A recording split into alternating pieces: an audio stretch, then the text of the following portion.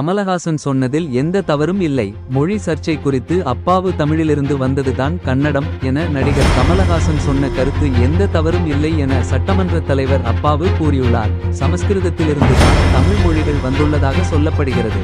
ஆனால் அதனை Robert Caldwell ஆய்வு செய்து மறுத்துள்ளார். திராவிட குடும்பத்தின் முதல் மொழி தமிழ், அதிலிருந்து தான் கன்னடம், தெலுங்கு உள்ளிட்ட மொழிகள் பிறந்துள்ளதாக கூறியுள்ளார் என்றார்.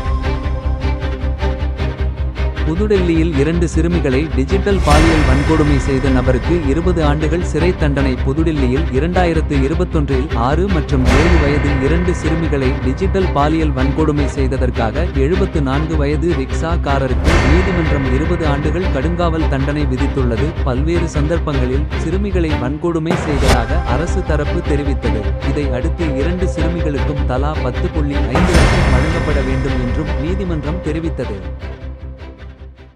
பெங்களூரில் காரில் வைத்து சிறுமியை பாலியல் வன்கொடுமை செய்ததாக ஒருவர் கைது. பெங்களூரில் கடுக்கோடி பகுதியில் 28 வயது இளைஞர் ஒருவர் தனது காரில் வைத்து சிறுமியை பாலியல் வன்கொடுமை செய்ததாக கைது செய்யப்பட்டார். தன்னை நடன ஆசிரியர் என்று அறிமுகப்படுத்திக் கொண்ட நபர் சிறுமியை தனது வாகனத்தில் ஏற்றி மீறி உள்ளார். பின் சிறுமியை ஏற்றிய இடத்திலேயே இறக்கிவிட்டு சென்றுள்ளார். சிறுமி பெற்றோரிடம் கூறியதை அடுத்து புகார் அளிக்கப்பட்டது.